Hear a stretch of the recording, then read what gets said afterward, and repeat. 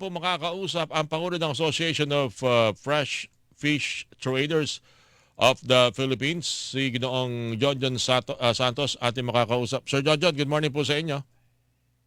Magandang umaga po, Sir Orly, at sa mga nakikinig po sa Ang inyo. Association of Fresh Fish Traders of the Philippines, kayo ba yung nag-aangkat, humahango mula sa mga mangingisda ng isda at dinadala sa mga pamilihan? Tama ba yun, Sir John?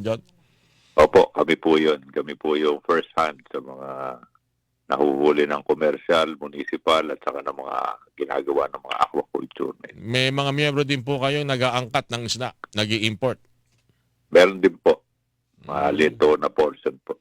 Alright. So sa madaling salita, of course, malaking kabawasan sa inyong suliranin kung sakaling kapos ang isda dahil magi-import na nasa inyo pong importation, at ito po ang maaring gawin ninyo sa darating ng mga araw, Sir John. Opo, malaki pong kabawasan, lalo na pagka merong bagyo at sa mga national calamities po. Okay. Sir John, matanong ko lang. Kasi kahapon, may mga reaksyon tayong natatanggap. Nakausap kasi namin si ASEC, yung Department of Agriculture, at may binabanggit na kasama sa mga posibleng angkatin ay yung mga mamahaling klase ng mga isda na alam naman natin na hindi ho ito yung madaling mabili sa mga palengke, pero malimit mo makita sa mga fine dining restaurant. Siba, salmon, halibut, kung ano-ano pa. Limitado lang kasi alam ko sa mga social na isda, Sir John eh. Totoo ba na pati ito kasama sa pahihintulutan at maaaring makinabang ng, dito sa importation na ito ng isda, Sir John? Paano pagkakaintindi ho ng inyong grupo ho dito? Ang amin pong grupo, ang una po namin nalaman, ito pong additional na importasyon ng 8,000 metric tons. Dahil sa pangangailangan nga po natin, dahil bago ho kasi ginawa yung unang 30,000 metric tons, wala pa ho yung bagyo na sunod-sunod. Kaya ho minabuti nung department na pagdagdag ng 8,000 metric tons na ito po yung mga isda na galunggong, ayan po yung mga mackerel na mga hinuhuli po natin dito na inaangkat pagka lang close fishing season at saka po pagka merong bagyo. Kasama rin ba ito doon sa may bawas taripa sa ilalim ng EO number 62, Sir John? Wala po, hindi Wala. po kami kasama. So normal ay yung regular na buwis ang regular na importasyon lang po lamang.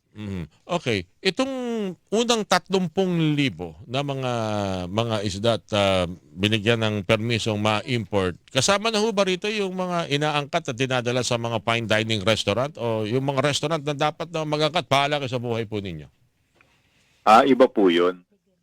Ito pong sinasabi na mga isda na pinayagan po at pinag-usapan po sa council, ito po yung mga isda na whole salmon, yung mga codfish po, yung mga, yun nga ho, yung mamahaling isda, na hindi po pinoproduce dito.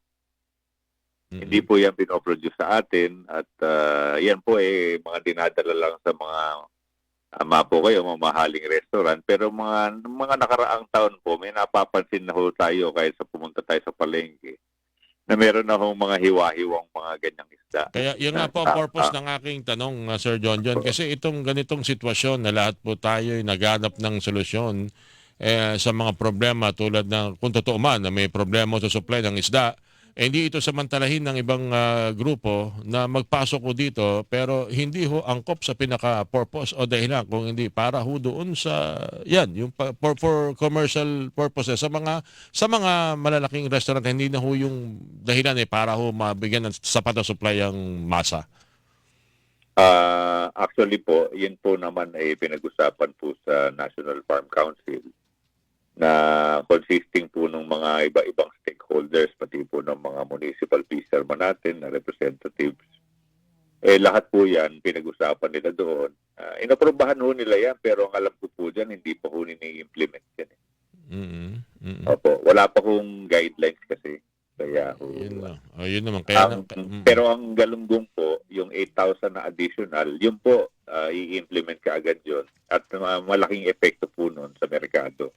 Saan kaya manggagaling itong galunggong na itong ating aangkatin, Sir Jojo? Curious lang ako. Saan kaya manggagaling ito?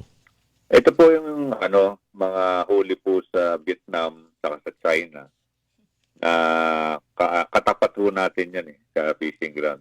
So makikita ho natin malamang isda na galing din sa West Philippine Sea. Hindi naman po, mas malamang po magkamag-anak.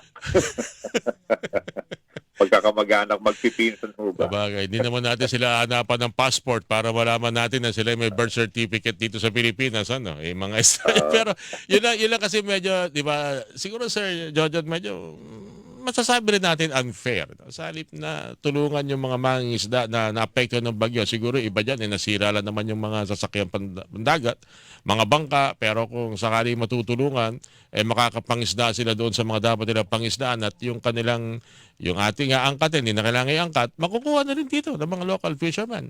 Di po ba, Sir John?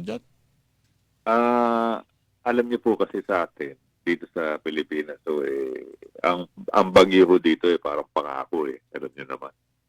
Kaya ho ginawa sa isang probiso sa batas ng pangingisda. Ito pong mag-i-import ka lang ng isda pagka merong necessity to import. Ito pinag-uusapan ho ng mga stakeholders yan, irerekomenda sa secretary bago ho aprubahan ng departamento. Kaya ho maganda naman po yung batas na i-implement ho ito pagka lang ho close fishing season at saka pagka meron hong kalamidad. Okay. So hindi hindi po siya nakakasama sa karamihan dahil ng mga producer dahil alam niyo naman ho dito pagka binagyo tayo. Isang bagyo lang ho mga isang linggo ho nawawala ang isda. Pero sunod-sunod po yung nangyari. Pero yung usapin na yung dahilan para kung sakaling may kakulangan kaya nating lutasin, hindi lang namin siguro nabibigyan ng pansin pa, no, Sir John, di po ba? Kasi andyan kagad, kulang ba? Import. Kulang, import. Ano? Pagdating po sa isda, hindi po ganoon ang istorya, Sir Orly. Ang nangyayari kasi sa isda, humihinto po ang fishing season, ang fishing operation ng lahat. Pagka simula November hanggang February, kaya ginagawa yun para dumami actually isda. Kasi ito yung mga panahon na nangingitlog siya. Pagka dating ng February, March, magsisimula na ulit yung fishing season, kaya dumadami naman yung isda na hinuhuli ng mga mangingisda. Yun lang po yung time na pinapayagan po ng batas na mag-import tayo para sa wet market. Okay. Sir John, yung binanggit niyo yung i-import tayo ng galunggong sa Vietnam, may pumapalakpak. Pero nung sinabi niyo malamay galing China, ang dami wala naman siguro, meron ba ibang mga bansa na pwede tayong pagkunan ng galunggong bukod sa China, Sir John? Yan lang po ang natin yan lang po. Kasi dahil sa strategic location ng tatlong bansa, itong Pilipinas at saka Vietnam at China. Para katulad nga po nung sinasabi ko, epipelagic po ang isda nagigilid yan sa Pampang. Kaya hindi naman natin mahuhuli yung hinuhuli ng China. Hindi rin mahuli ng China yung hinuhuli nating galunggong dahil nasa gilid po natin. Alright. Anyway, Sir Jojo, maraming salamat sa inyo pong binigay pong reaksyon. At yung pakulinan siguro, yung huling 8,000 metric tons sa pinag-uusapan na karagdagang importation bukod dun sa 30,000 na metriko toneladang inangkat na. Kailan ba ito darating?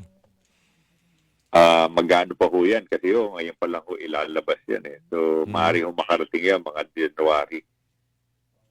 Mga January. December na po yan. Okay. Tama lang po yan kasi mauubos na ho yung 30,000 ngayon.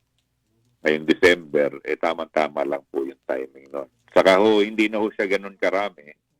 So, medyo mahirap na rin po ang supply kahit sa China sa kasabot ng mga panahon Alright. Sir Jojo, maraming salamat sa binigay mong pagkakataon at pagsagot po sa mga katanungan namin.